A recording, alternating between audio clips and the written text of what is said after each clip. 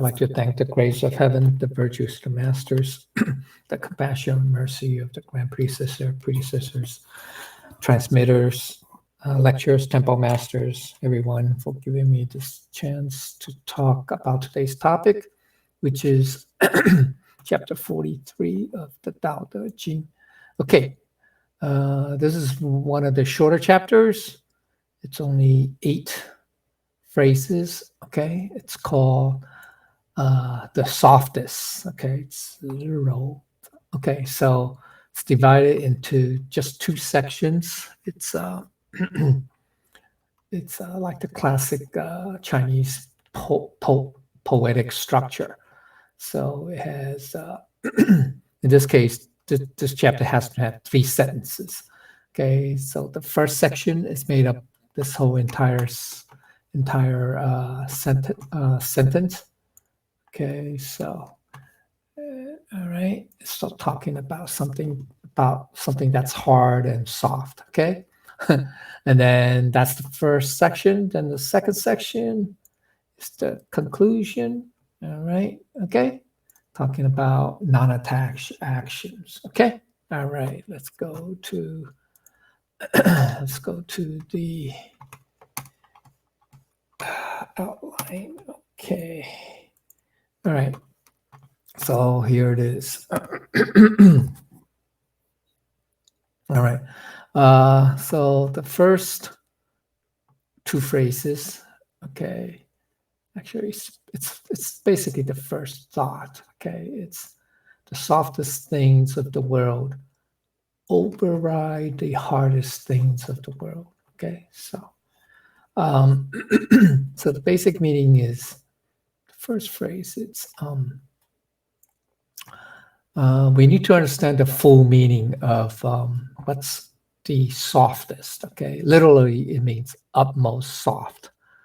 It's a specialized term, the classic, and contains actually many layers of meaning. Okay, so now most translators would interpret the softest as being, such like water, right? Because and use it to say the softest water can wear down the hardest rocks over time. Yeah, which is true. But this is only one level deep, okay? And the phrase actually means much more than that, and actually can be practical in daily life, okay? All right. So from an external world or view, the water is formless, right? So it's soft, and as a liquid, it has no defined shape like solid objects. So it takes the form of its container, like the cup, bottle, vase, etc., etc. Okay. Another meaning is that, the water, we as a metaphor for the Tao, it matches very well, and we've seen this before in previous chapters. Okay, so and why is water appropriate, a very appropriate metaphor, okay, for the Tao? All right, well, water flows everywhere, right? So if you pour water onto a surface or anything, any holes or cracks on that surface, water will seep into it, right? Will soak into it. So we've read this line in chapter 24, first line: the great Tao is like a flood; it can flow left or right. All right, so that's from chapter 34. Okay, and that's a reflection, all right, of you can say the omnipresence, that means, of the Tao. It's everywhere. Okay, Tao's everywhere and in everything. All right, so just like nothing is greater than Tao, or nothing is beyond it, and yet nothing is smaller than the Tao. Right. So whatever it is that is all pervasive in reality is the Tao. All pervasive means it's in everything. It's in everything. Okay. All right. Okay. All right. Okay. So is like the valley streams that run into rivers and oceans. Okay, so that's from the last phrase of chapter 32. So that's the same idea. It's everywhere. Okay. Second, the Tao is nourishing. All right. Okay. All right. It quenches the thirsts of animals and plants, does not make any distinction between who is more or less deserving of it, of the water. This is a reflection of the life-giving nature of the Tao. The Tao is life-centric, okay? It constantly drives forward, okay, the progress of all life and evolution, and provides an environment for our life to survive and to thrive. So we've read this line before. It's a while back. Water greatly benefits myriad things without contention. That's second phrase from chapter 8. Be like water. Okay. Third, water naturally flows to the lowest places. So it has no need to be highly visible, right? This is a reflection of the virtue of humility in the Tao. So the Tao provides everything, but has no need to boast or flaunt, right? So be the water course of the world. That's the third phrase of chapter 28. Same idea. Okay. Now, fourthly, okay, the water contends or does not, you can say does not, contend means to resist, you can say resist or fight against, right? Against nothing and no one, and no one. So water contends against nothing and no one. And yet it is amazingly, incredibly, unimaginably powerful. So, for example, even the heaviest and largest vessel, ships that we can build, are easily supported by water, right? Now, Confucius pointed out that we live in the midst of Tao, but are not aware of the Tao, like fish living in water, but are not aware of water. So the water is inside and outside of the fish. The water is the fish throughout the water is with the fish throughout its entire life cycle. Thus, it can be easily taken for granted. So now substitute water with Tao and fish with humans. So you can say the Tao is inside and outside of humans. The Tao is with humans throughout its entire life cycle. But we don't see it. We don't notice it. We're not aware. So, okay. So these above points about the many levels of water, or you can say different descriptions of the qualities of water, as the softest, and the metaphor for the Tao. Now, besides water as being the softest, we can consider air for us as being similar to water for fish, right? Air is all around us, air is inside us, right? And we require air, right? But we may take air for granted, but just like water for fish, we cannot survive without it. So we have a constant need for air, right? Okay.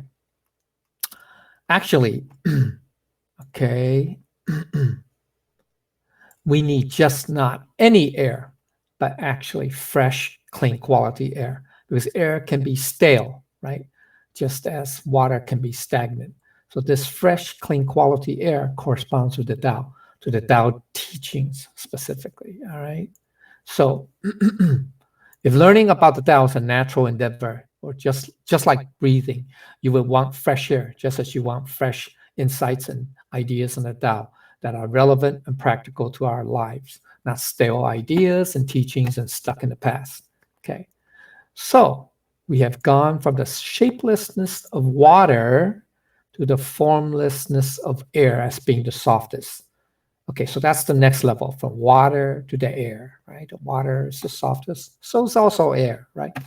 Now, is there another level beyond? Yes, there is. Okay. There's a person, okay, he's a scholar, okay. Yeah, okay. So in ancient, if you study the Tao the history of the Tao Te Ching, for example, or how when it first started being recorded and spread and all that stuff. Okay, in ancient Tao literature, there are ancient scholars or commentaries who mention light. Such a person is Wang Bi. Okay, he was so this is around the time of, you can say, the Eastern Han Dynasty. Okay, 226. Okay, Common Era. He was a neo-Taoist scholar who unified the various versions of the Tao Te Ching. There were different versions, by the way. Yeah, whose edition of the Tao Te Ching became the most prevalent version that has been studied. Okay, so most of the versions of the Tao Te Ching that we are studying or that we are reading or that translators have translated are based on his version, okay, or his edited version, okay. So it became the most prevalent version that has been studied since. Now, the scholar Wang Bi also noted that light could also be the softest light. Okay, so light is even more formless than water or air. It can't be bottled like water or air, and it's essentially massless. Okay, and the light shines everywhere, either directly or by reflection. Okay, and light is always present. You might say, okay, during the day, yeah, there is sunlight, that's for sure. But what about at night? Well, at night, there is the moon and the stars. There's always some light, even in the darkest of nights. All right, okay, there's always some light. Okay, I mean, it's not 100% darkness, unless you're in a black hole, but okay, all right. Just like water and air, light is something we may take for granted or even forget about because we have always had it. Yeah, unless we had a blackout, like the people in Texas, just like a few months ago, right? I mean, when power is gone, well, now then we will remember that, right? We won't have light at night, okay, electricity at night. All right, okay. So there is a higher level of softness, okay, even higher. And that's internally, that's our thoughts. Yeah, thoughts, because that's totally formless, totally shapeless, right? Okay, so we know we have thoughts, but what are they? All right, so physically, if you want to look at bioscience, thoughts are electrochemical reactions generated by neurons in the brain, or, for animals, for humans, okay? But for humans, okay, thoughts are the primary feature of human consciousness, which seems to be an emergent property of neural activities. Scientists still do not fully understand human consciousness, still is a great mystery. But in metaphysics, some have described human consciousness as part of a universal intelligence, or some have called it as part of collective unconscious. Carl Jung, for example. Okay, but anyway, all right, I'm not going into all this. This is just what lots, scientists and psychologists have understood or understand thoughts as. But from the Tao perspective, these are all, scientific or whatever, philosophical. But from a Tao perspective, to view thoughts as being aligned, congruent, or in accordance with the Tao, thoughts are most Tao-like when they arise from our Buddha nature. That is, they're displayed or manifested from our divine wisdom. So they are thus a creative, all right? Okay? Creative, innovative, never-ending, continuous, universal creation, right? That's from the first line of chapter 42, harmonious flow, last week, all right? So when manifesting in the human mind in accordance with the Tao, we ourselves are also engaged in our micro-creativity driven creation process, okay? Line 1 of chapter 42.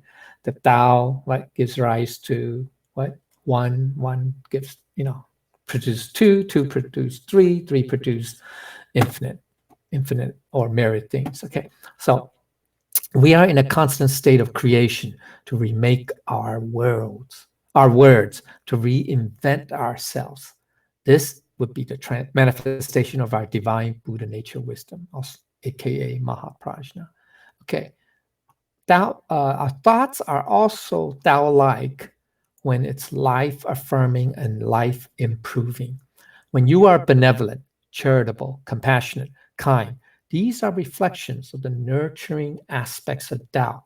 Whatever is it that motivates you to tune into the Tao, to improve yourself, to do more, to contribute more in life, to tap further into your full potential, that is the voice of the Tao within you that seeks to improve you so that you can live up to your full potential.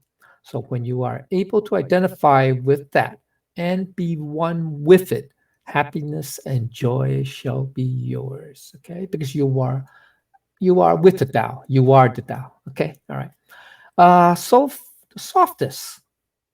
Okay, the water, air, light, and thoughts.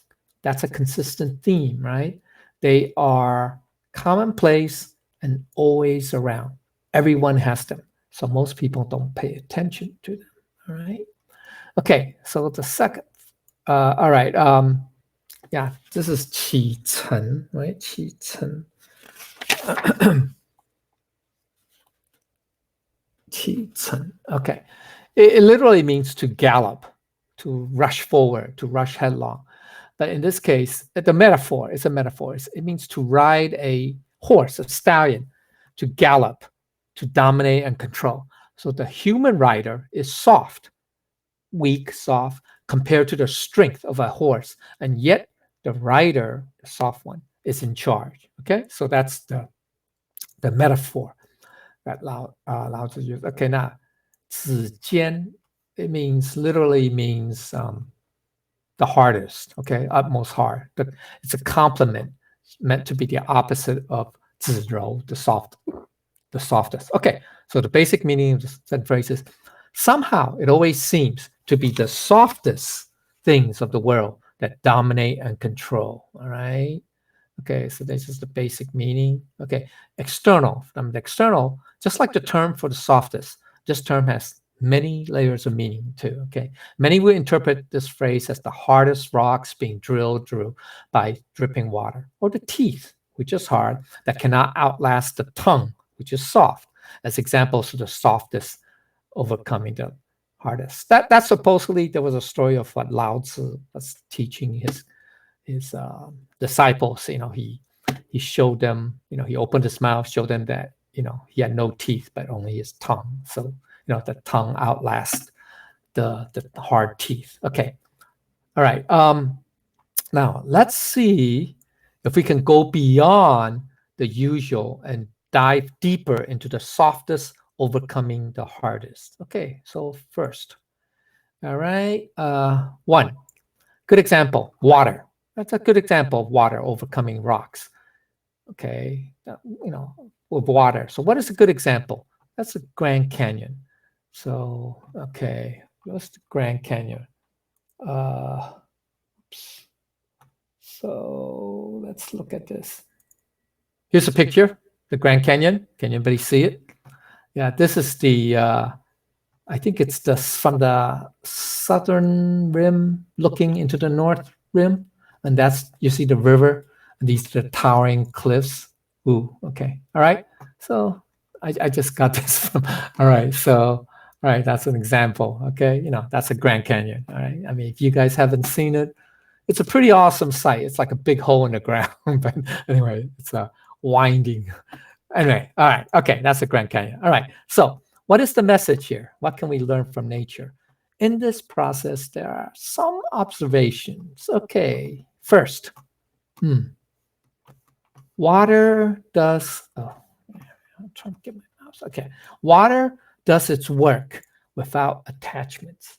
Okay, so it's obvious because it's non-sentient and has no feelings, obviously. By this, we mean water is not trying to do anything. It is only flowing, just that's its nature. It flows, right? And being true to its own nature. And the side effect or result is the magnificent Grand Canyon.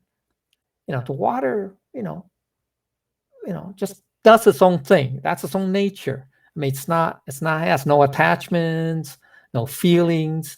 It just does its own thing, follows its nature. And the result of that is, whoa, we see the Grand Canyon. So that's pretty impressive. Okay, so what is the lesson?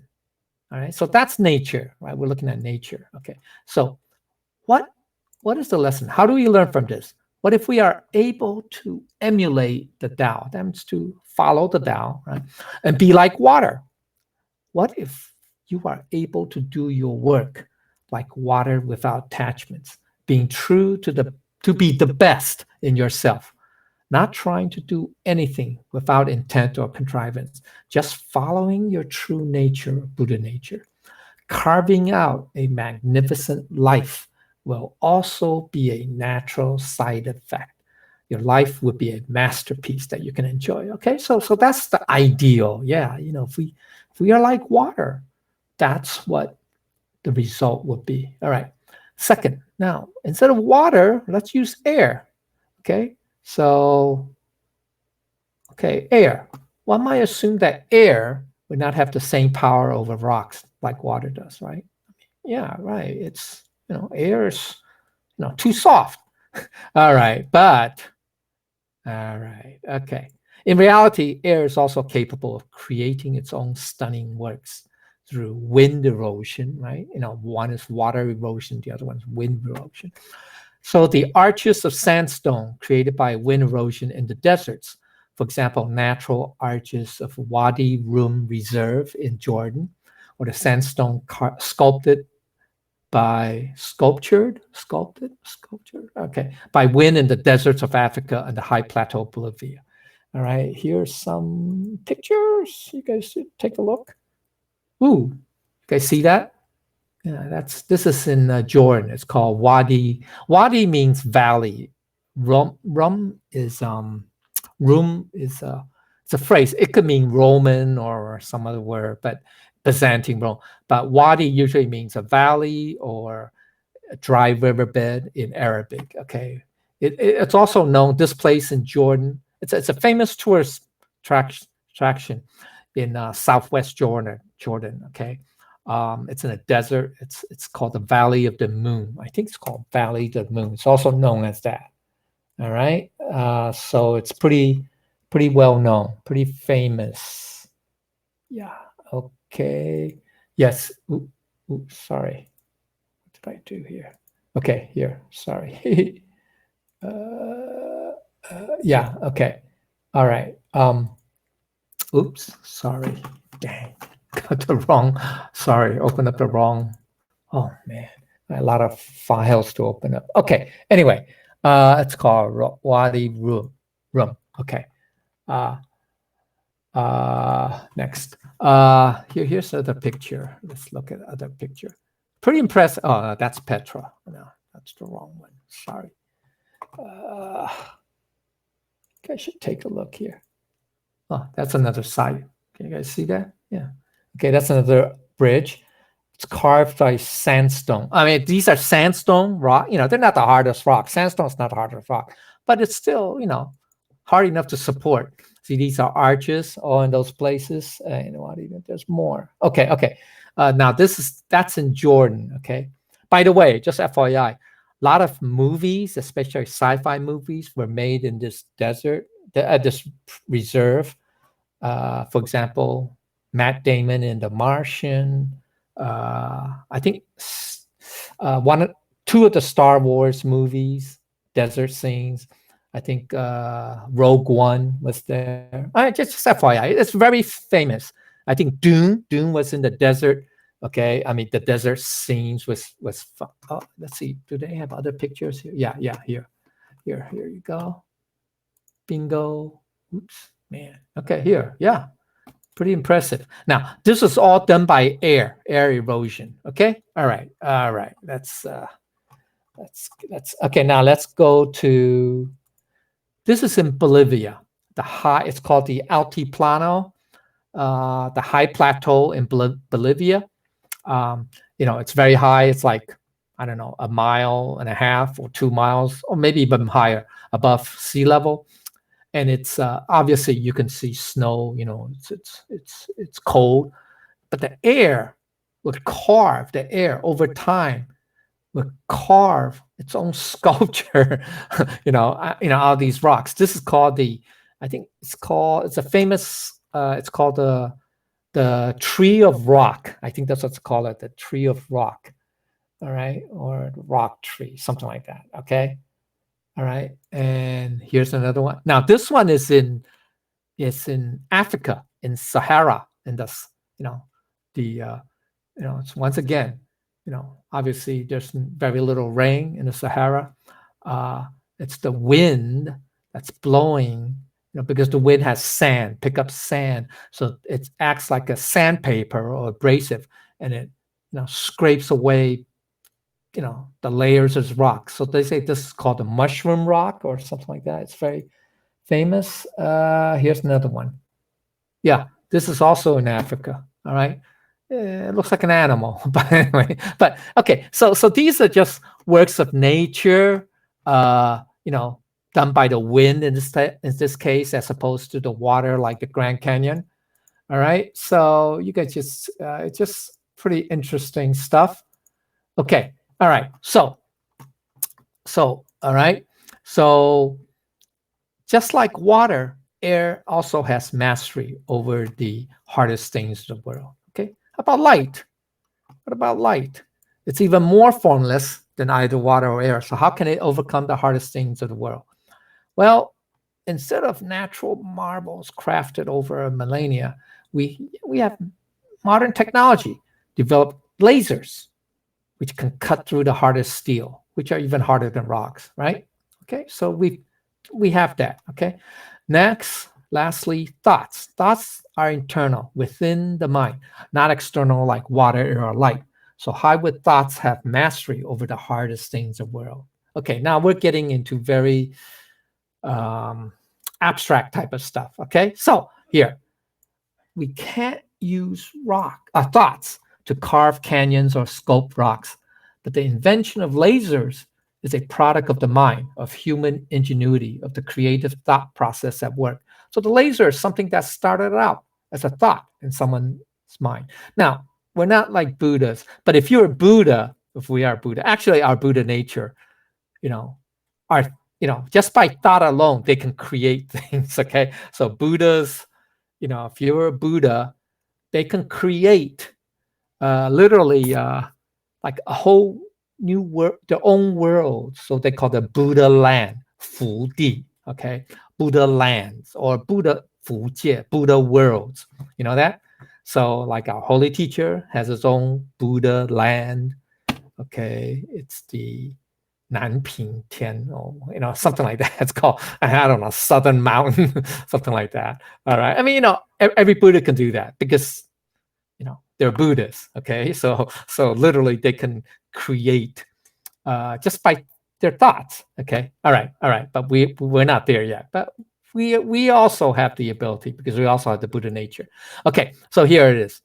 Thoughts are most Tao-like when they arise from our Buddha nature and are thus creative, inventive, innovative, which is the manifestation of divine wisdom. They're life-affirming, life-improving, and the human ingenuity from thoughts can give us a measure of control over water. For example, we know we can build dams to control floods, right? Okay, all right. Thoughts, although formless like the Tao, something we all take for granted, are something we can use to help us gain mastery over water, all right? So it's all from the thoughts, okay? That's what I'm saying. That's the ultimate soft thing or softest thing, okay? All right. So, okay, so the internal mental side, the hardest things are what? Bad habits, negative patterns, bad temper, wrong views, such as those, which are obstacles that keep you from living up to your full potential. Okay, here's something I missed. Anyway, okay, doesn't matter. I missed, hold on. Shoot. Damn it. Okay. Okay, hold on. I'm sorry. Let's do this. What happened? I guess. Okay. I guess. All right. So the softest things are the Tao-like thoughts. Okay. All right. That's the softest things. Okay. They're thoughts, the Tao-like thoughts. Okay. Thoughts that coming from our Buddha nature that can help us overcome the negative and destructive behavior patterns, such as addiction, bad habits, temper, etc., holding you back. So in the one at the highest level, or that to interpret this first line is that the softest things can overcome the hardest. And what is that? Our Tao-like thoughts, which can overcome the negative and destructive behavior patterns. That's the hardest things. Okay, all right. Even though these are all intangible. All right. Okay. Okay. So the implication is that the softest things in the world is our thoughts from our Buddha nature. That's displayed from our Buddha, our divine wisdom. Okay. And the hardest things in the world are our bad habits and temper, flaws and wrong views, etc., that are most difficult to change. All right. So the key point is the practical aspect is by utilizing the softest things, thoughts in accordance with our Buddha nature, manifesting as our divine wisdom to help us overcome the hardest things. That's the internal obstacles. We can change our lives. Okay. So let's go to summary part 1. Okay. All right. Okay. So the soft overcomes the hard, right? That's what that first sentence is. Okay. All right. Okay. So there are 2 aspects. Okay. So first one is external. All right. So we observe the world and notice examples of the soft approach. So on a world scale or world scope, the use of diplomacy instead of armed conflict to achieve national objectives. Okay, so that's the soft approach. At the society level, reconciliation instead of aggressive contention, bringing about lasting peace between yourself and friends, neighbors, co-workers, and other people, right? So these are the external, okay, that we can see, right? That the soft approach. Now, what about the internal? Okay, so to turn our gaze inward, to apply the soft approach internally. So, A, connect the thought within you, to connect with the thought within that you can be more and do better. Okay, accept the situation as it is, no self-blame, no regrets about the past. What is done is the past. What is done is it's done, okay? So you must move on and create a better tomorrow. Don't dwell on the past. Also, do not get mad at the internal issue. Rather, apply the Tao gently but firmly. Apply the Tao principles. Remind yourself, follow the precepts, etc., etc. So use the soft to overcome the hardest things in the world. Okay, so that's what it is. All right. So that's the lesson, or the practical aspect. Okay, besides the the theory side, or the Okay. All right. Okay.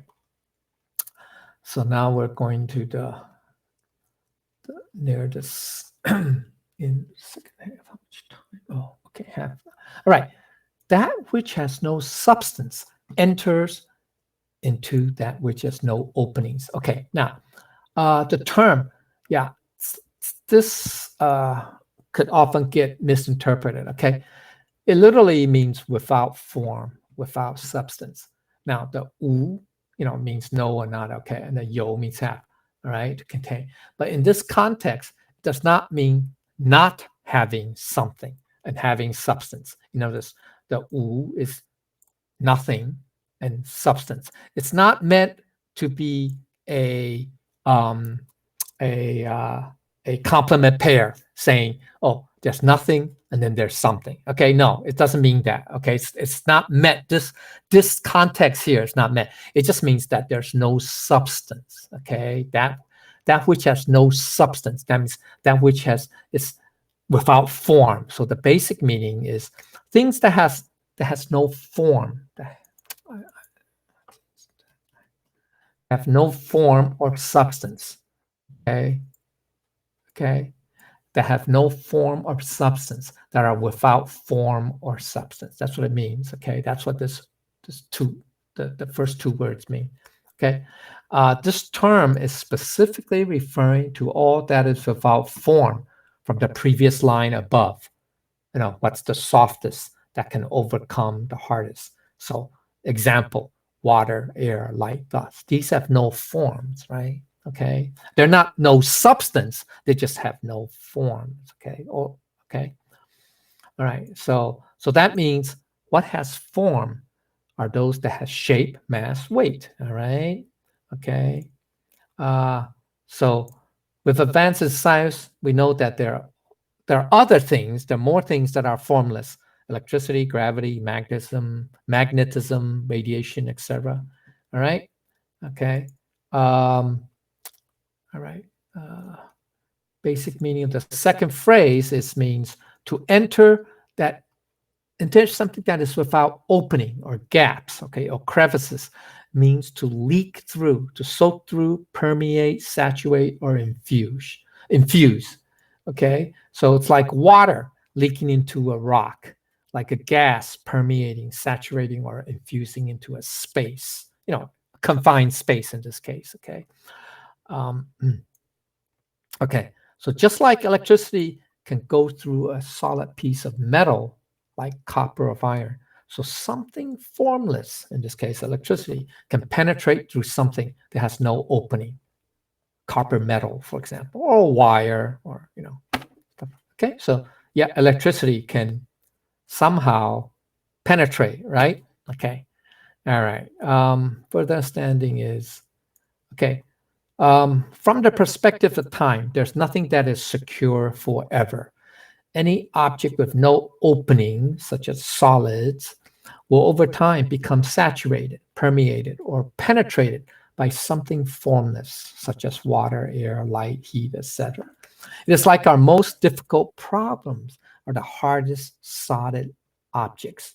Most difficult problems are the hardest solid objects. They have no openings, no crack, okay? But the ultimate formless Tao can penetrate them. So we can apply the Tao to change our negative habits, patterns, or traits. These are the hardest things, right? By doing the following, by understanding the following, okay? So first, all habits, good or bad, are circular in nature. Yeah, that follows the Tao, right?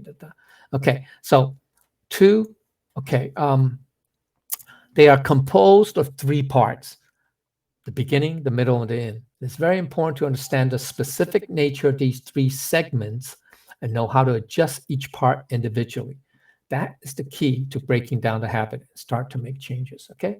So first part, in the beginning, is the trigger. It could be you, a situation, event, etc., which activates or triggers the habit, like a craving, a reaction, or a response.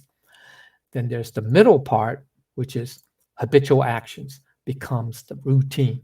Even though you may have thoughts of quitting the habit, but you couldn't because you're trapped in the habit, the routine. So it seems there's not much you can do. All right. Then the last part, the end, is the payoff, the gratification of the habit or routine. You gain satisfaction for the craving that triggered the habit, so you are temporarily satisfied for now. But you know that you will be repeating this pattern again and again when the next trigger appears. So when you encounter a similar situation, then you will repeat this process all over again. So that's the circular nature, or the cyclical cycle of habits, good or bad, all right? Okay, so how do we break up the cycle? Now, I don't want to get too much in psychology, but this is based on psychological research, some of the latest research on human psychology. Okay, so I have three columns. I have the habit cycle, the negative, and the positive response, okay? So the first one is the beginning, the cue, the catalyst, the signal, or initiating trigger, right? It could be anything. It could be an event, a situation, a dream, a thought, any type of word even, okay? So that's the trigger, okay? It just initiates something. Now, what's the negative response? Okay, it's the craving that can manifest as feelings of boredom or anxiety, seeking immediate relief or gratification. So it's, so what happens is that trigger causes or initiates some kind of craving that, it could, it's a whole full range. It could go from boredom all the way to anxiety, right? Okay, and then so our response is to relieve that feeling of boredom or anxiety. Okay, so that's negative. But what's the positive? It's the sense of discipline. You have a reminder, your mindfulness, the call of duty, the surge of motivation, the determination to change for the better. So, it's easier said than done. But sometimes, psychologists say, so if there's a trigger, if there's some kind of catalyst, trigger, event, person, words, whatever, that causes some kind of craving, either boredom, anxiety, the whole spectrum. If you can be mindful, if you have this discipline, okay, this mental discipline, okay, determination, you can call it, determination, fortitude, and then that could help you overcome, okay? So the idea is to replace the negative with the positive response, okay? So in the middle segment of a habit, that's the routine, right? The habitual pattern you follow. The negative response is you have an addictive behavior that you can't stop, even though maybe you should stop, such as, smoking, drinking, etc., all that, all right? So the positive is, if you can be reminded that there are actions that will contribute to your health and overall well-being. Now, these type of actions that would contribute to your health or overall could be in the short term, though, just uncomfortable or difficult. All right, so you have to understand. So that's why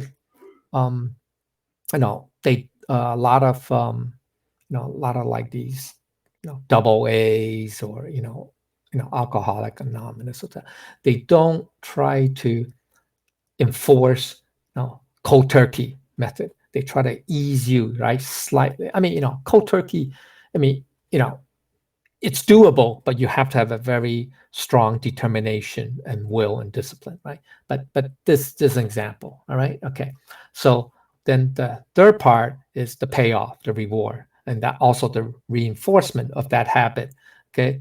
So the negative is just that, yeah, you have a temporary relief of the craving that started at this time, okay? So the positive response is to overcome that is to have a profound sense of fulfillment.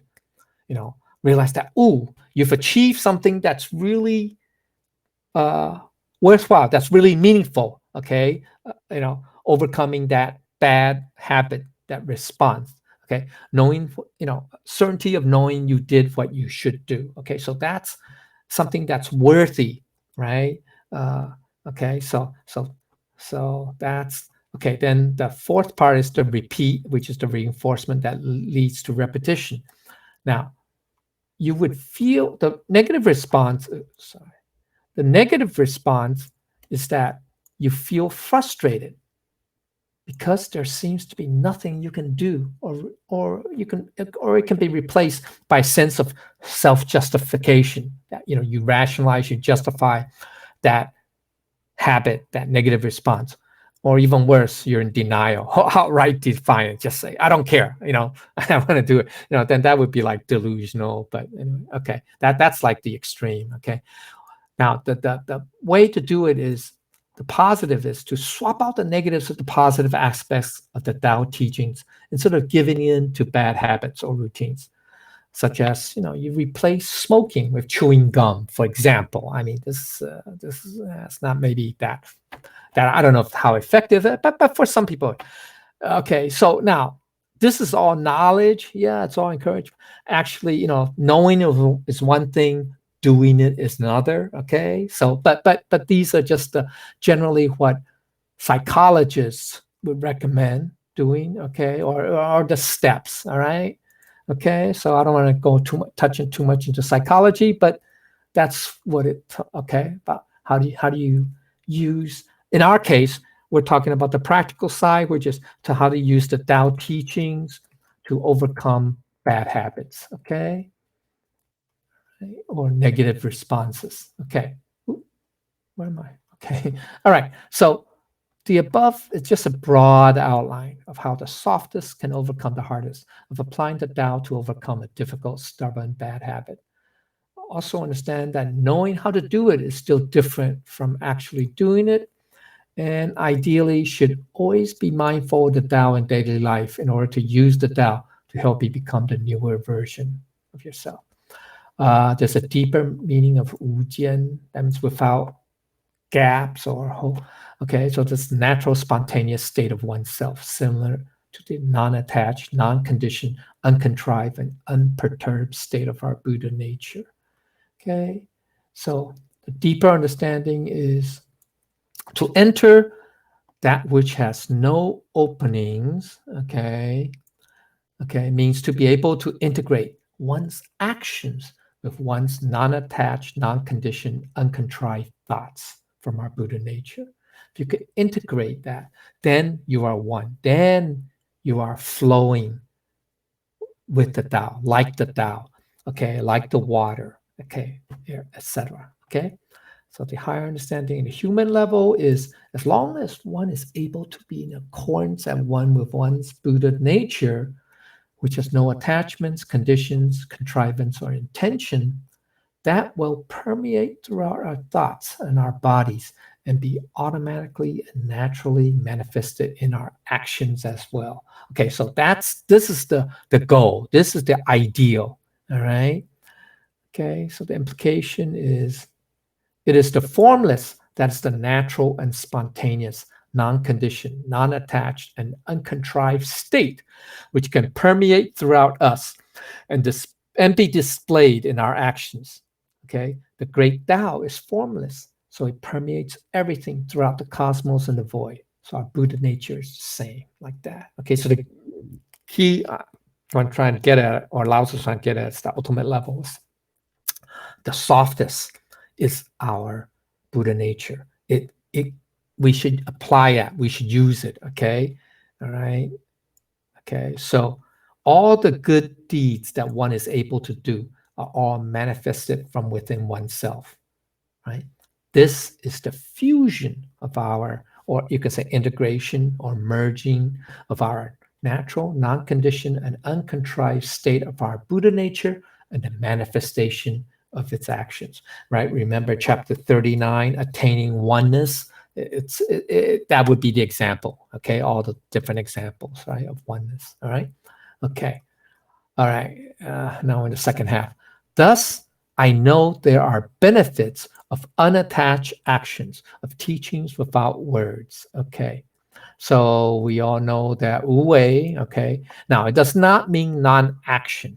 Some people translate as that, or doing nothing, as in many translations. It may be quite appealing to beginners of Tao. Yeah, hey, I don't have to do anything. But actually, it means non-attached, non-conditioned, or non-contrived actions, okay? Let's look at the basic meaning. Okay, so it's to teach by your actions instead of just what you say, and people will learn your actions, okay? Will learn from your actions. Okay, so teaching without words is action-oriented. It's a manifestation of non-attached, non-conditioned, uncontrived actions. It emphasizes the importance of doing more and talking less, not using words to teach others. Okay, so doing more is the opposite of the misconception of the meaning of Wu Wei as doing nothing. Okay, so to teach without words is to demonstrate the right way of what you would do. You do instead of what you say. Yeah, it's to demonstrate the right way what you do instead of what you say. Rather than lecture others, let your actions do your talking. actions speak louder than words. There's a deeper meaning. It just means that that's the wordless teaching, the highest teaching. Okay, that's like the highest teaching, the Buddha, same thing. Okay, but the deeper understanding is when Tao masters demonstrate how to live in accordance to Tao, not on teachings with words. Their focus is on the effortless, graceful flow. They never demand obedience from others. Instead, they focus on their own practice. They want to make sure that they themselves are doing it right. Okay. Okay. Tao masters are not so concerned about students comprehending the lesson. Okay. Teachings without words, lessons conveyed through actions only. That's the lesson. Because they know the true higher comprehension will come when the time is right or when they have actually done it. So similar to when the student is ready, the teacher appears, or when the student is ready, the lesson appears, understanding appears. Okay? All right, that's the phrase. Okay, so, oh man, I got a story. Okay, so in this relaxed, unforced way, the natural way of teaching without words, the Tao is passed on from one generation to the next. We can see throughout history and the world and see many who can talk the talk, but not walk the walk. Walk the walk or walk the talk. Anyway, it doesn't matter. Okay, human nature is the same today as it was in ancient times. Okay, whatever rules you set for others, you must follow yourself. The moment you place yourself above the rules, you compromise your integrity. All right, there's the story of the kingfisher bird. Yeah, I have some time. Okay, the story is about, I don't know if anybody know what a kingfisher bird is. Kingfisher bird is it's a bird with a long beak, and it mainly hunts for fish in the rivers or stuff like that. Okay, and it has a very beautiful, very colorful, shining feathers. They're usually blue, orange, yellow, maybe even red. It's very, very pretty. A lot of beautiful feathers. Okay, so the story is about a princess of an emperor in ancient China about 1,200 years ago. Yeah, roughly 1,100 years ago. The emperor of the Song dynasty. It's the Taizu, Song Taizu. Okay, that's the first emperor. Okay, so he had a daughter, princess. Okay, so the princess, was pretty young, like most young, I guess, girls. They're very curious, and they like a lot of things, like what teenagers like today. So in this case, she one day she saw a kingfisher bird with its beautiful feathers, and she was very excited by that, and so she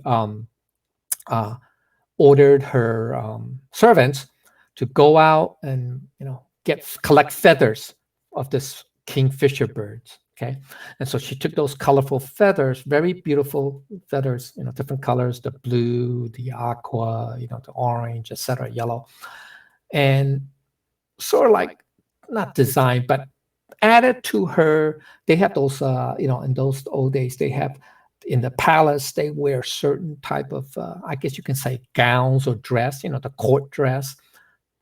So she added to that, like a fashion statement, and she was very proud, so she was being very creative, and et cetera, et cetera. So she thought she's going to wear that to show it to her father, the emperor. So she did. She went to see, and she expected that her father, the emperor, would be very happy or glad to see that. Wow, she did something really creative. Okay, but instead, he wasn't too happy. So he immediately told her to remove the feathers from that court or palace gown and give it to him. And so she wanted to know why. This is not, it's no big deal. It's just, feathers on the dress.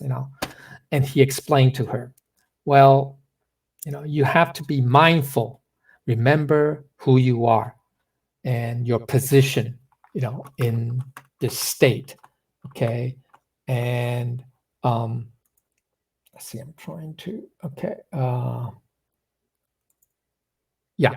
Okay. And, that what you do, okay,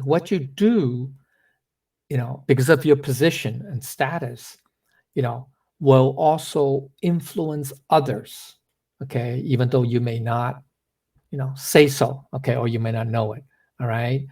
And what happens is, if you start going around, wearing that, court dress with all these feathers of the kingfisher bird, other ladies of the palace, of the ministers, etc., they too will copy you or will follow and start doing the same thing. And then not long after, it'll spread beyond the palace. It'll spread throughout the kingdom, and everybody will want to do that. And what's going to happen is that's going to drive up the demand for these feathers. Okay, so merchants will start, selling these feathers, for and drive up the price even further. And then that in turn will drive the hunters to hunt down these birds for their feathers, and end up, probably, killing off the entire species. So what the emperor was trying to impress upon the princess, that, even such, you can say, minor actions on her part could have very, deep, wide consequences. Okay, so what the emperor was pointing out is, what you do is important. Okay, so that's the thing. And also, the actions have more of an impact on others than you may realize. All right. And thirdly, the emperor was also, being the parent to the princess, his daughter. Okay, so he had a duty to teach her, the values that the emperor thought is important. Okay, so, those are the three takeaways. Okay, so it just means that the emperor didn't lecture to his daughter, the princess. Instead, he used that her action as an example to teach her that, to at least impart the lesson that, be careful of your actions. Okay, because the actions could have far wide-ranging, consequences. All right.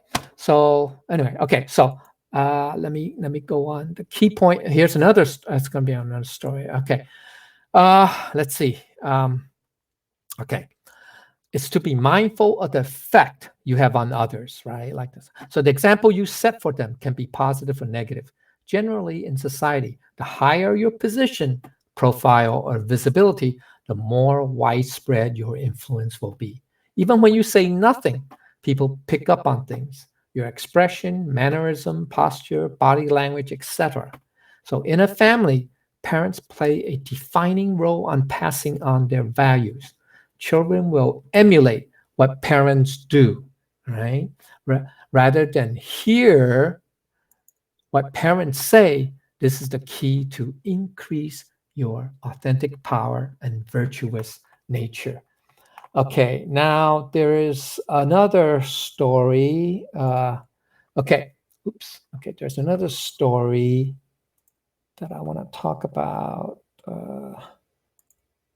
Okay, no, there's another story. It's okay. This is how sages are able to influence other people effortlessly, right? Because they don't force, right, people, okay, without trying to do so. Okay, there's a story of setting an example by, okay, the warlord Cao Cao and the drinking of chair. It's called 以身作则. Okay, all right. It's a famous story. Okay. The story goes something like this. Okay. Now, this is a controversial figure, Cao Cao. I mean, students or people who brought up in China, or who grew up, learning, Chinese history. This is a very controversial figure. He's a controversial figure in history. Now, he lived during the Three Kingdoms era, which is roughly 250 to 300, 200 to 300 or 320, something like that, the third and fourth century, okay, common era.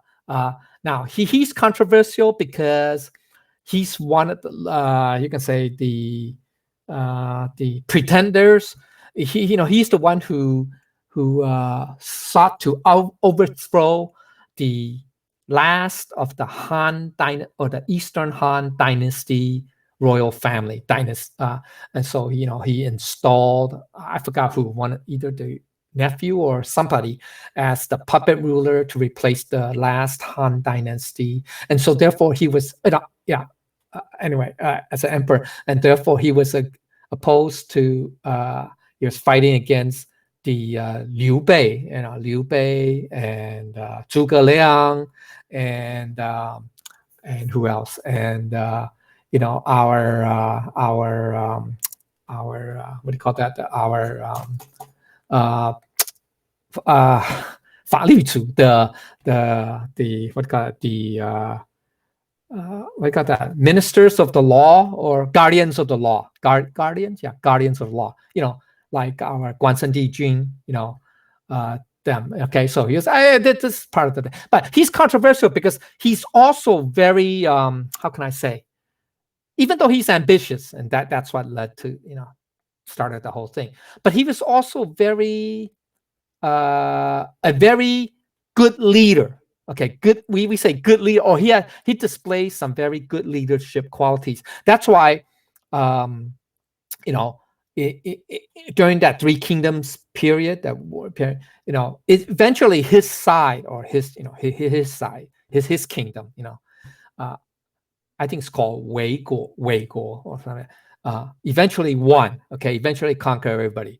But he wasn't alive to that. It was his generals that achieved that. But what I'm trying to get at is that because he was also a very capable leader, or display very good leadership qualities, his generals were extremely loyal to him. Extremely loyal. And he also has some of the most capable marshals or generals, that's equal to our guardian of the law, chief guardian of the law,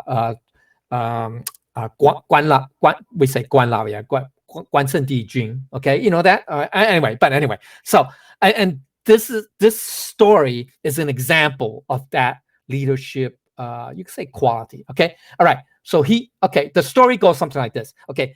One day, Cao Cao was leading his vast army, on a trip to the battlefield. So along the way, they passed a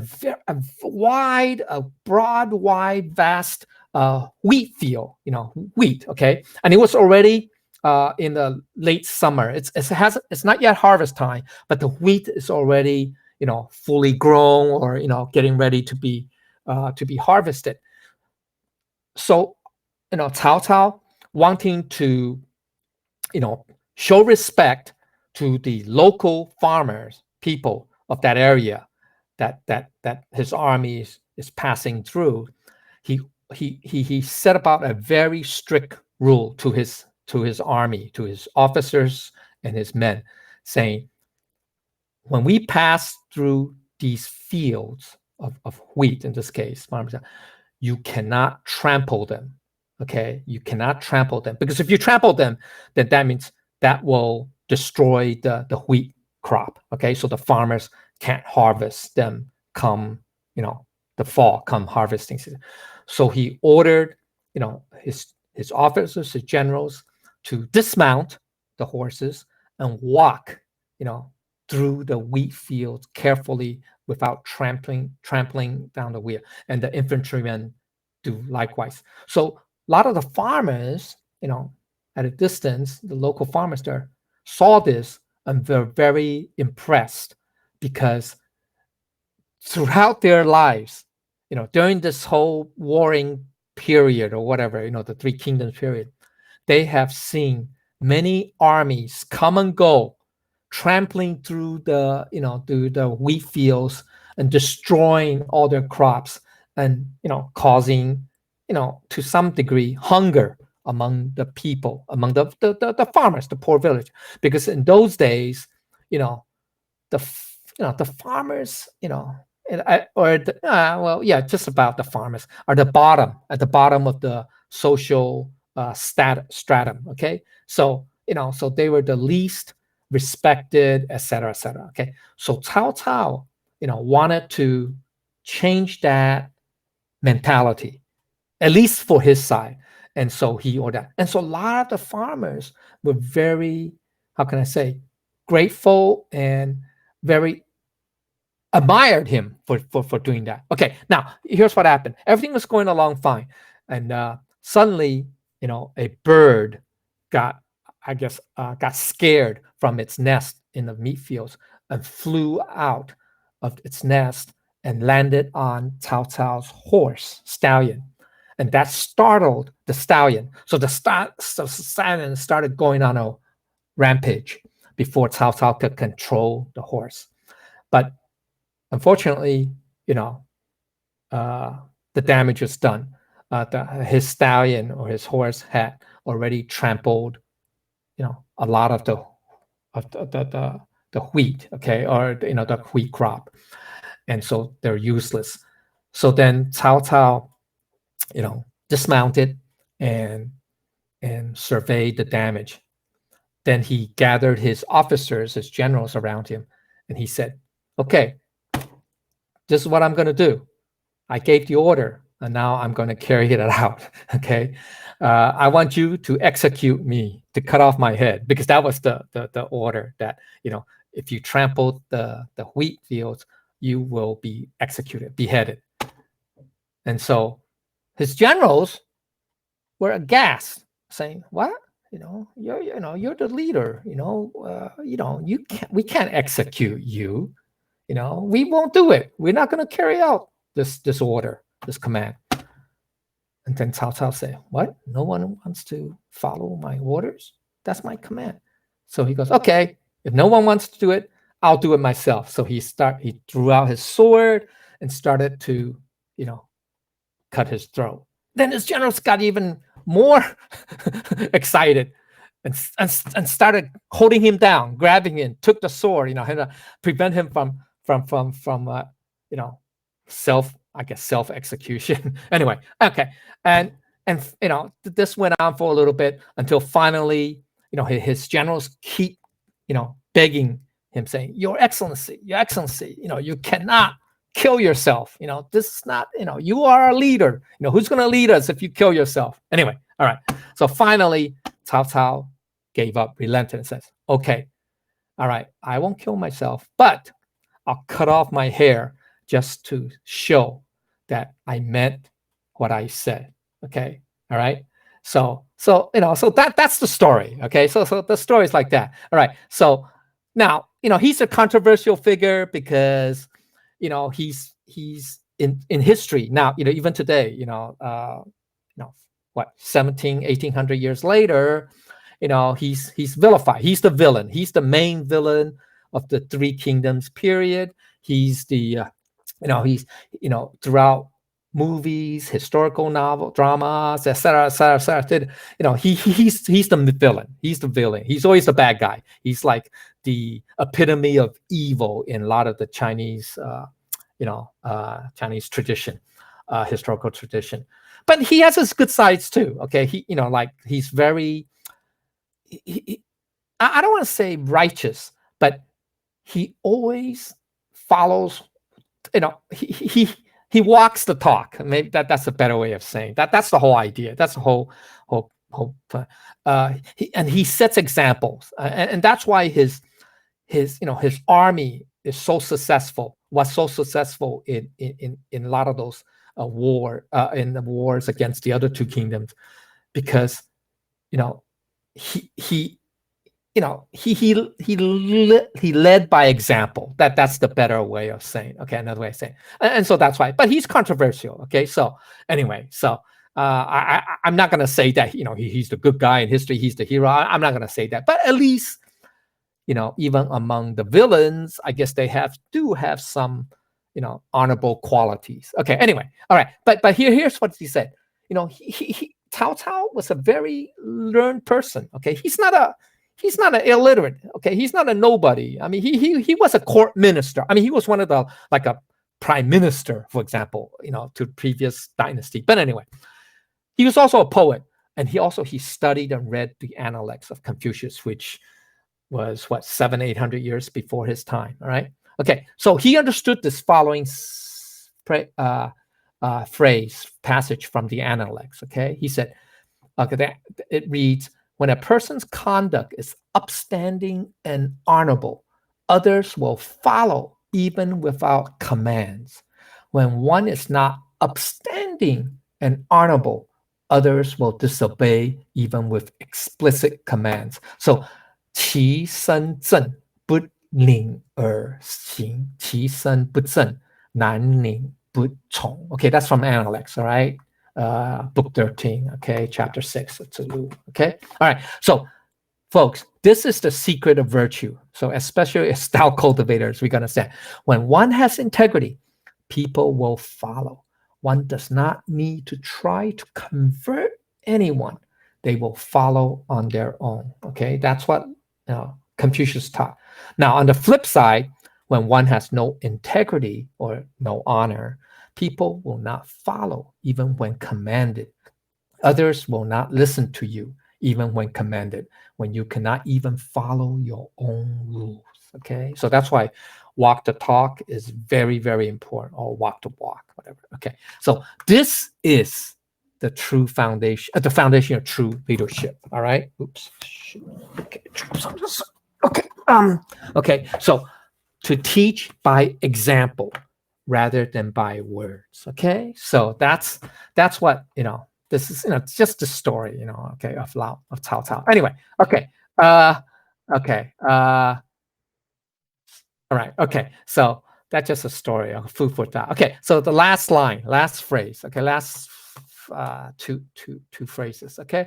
So the benefits of unattached actions rarely are matched in this world. Okay. So this is a reiteration of the previous line, just to drive home the point. Okay. Of teaching. Of teaching. Okay. Teaching. Teaching without words. Okay. All right. Okay. Okay. So another meaning is why? Because the ideas in this chapter are contrary to what most people do in everyday life. All right. Okay. So for example, okay, we often see people cannot practice what they preach, who cannot do what they say, cannot walk the talk. People exposed as hypocrites, preaching morality, but then get caught doing exactly what they condemn. Double standards. Okay. All right. So Tao cultivators and sages, on the other hand, though, aspire to be the opposite. They will not preach or condemn, but will require high level consistency in themselves to keep their words, actions, and thoughts aligned. So what you think is what you say and what you do. Okay. So the second phrase is, despite the power and effectiveness of the Tao, actual practice of the Tao was rare in ancient times. Why is that? Okay. All right. Because in ancient times, the understanding and practice of the Tao was really reserved for the very few. Okay. Not because it was a privilege to study the Tao, nor was it widespread, but the actual understanding, practice, and application of the Tao were rare. So if you want to go to the highest level, the wordless teaching, which is the mind-to-mind transmission of the Tao, back then, that is like, I don't know, 1 in a million or maybe more. I don't know. That's rare. That's, during Buddha's time, right? Only one disciple, Mahakasyapa, well, Shibuti, did realize it, but but he passed before even the Buddha. But anyway, okay, during Confucius' time, same thing, Yan Hui, then Zhenzi, okay? So it's extremely rare, okay, that the understanding and practice of Tao was very, very rare. I mean, I'm talking about true understanding. Yes, Buddha and Confucius had many, students, disciples, but, not all of them, really understood the Tao, okay, grasped the highest teaching. Okay, all right. So over time, though, Tao concepts were woven into the fabric of Chinese culture, but the practice still remained rare throughout all of Chinese history. All right. So up to this day, it still has not changed that much. The Tao is and has always been an advanced course in life. So we here today, okay, we who study the Tao are really the fortunate few. Okay, we are rare. Okay, we are the rare. We're in the rare group. Okay, all right. So deeper understanding is most people tend to take actions with a lot of attachments, be it mental or emotional baggage, such as they want everyone to know about their achievements. That's a manifestation of their ego, right? Boasting, self-boasting, okay, self-display.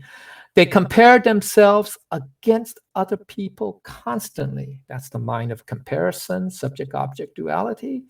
And they may even try to undermine others out of jealousy or resentment. That's the mind of envy, okay? All right, okay. So the higher understanding is the most true, non-attached, non-conditioned, uncontrived actions are straight from the Buddha nature. This type of actions have boundless and limitless benefits, all of which could directly help sentient beings. Okay.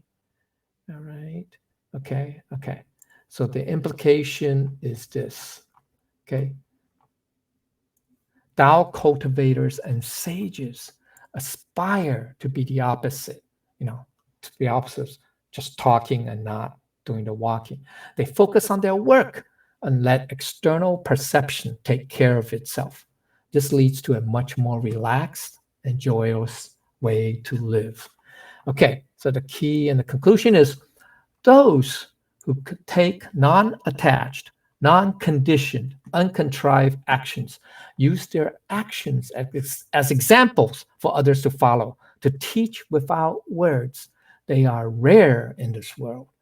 There are very few who could achieve this. This is to be in accord with, to be aligned with, to be congruent with, to be at one with the Buddha nature essence, the Tao. This is the softest that overcomes the hardest things of the world. Okay, I think I did everything. Yeah, that's it. Okay, all right. So I'm sorry it took a little bit longer, but anyway, if I said things that's not correct or incorrect, I ask for the Buddha's and Lao Tzu's forgiveness. Okay, thank you.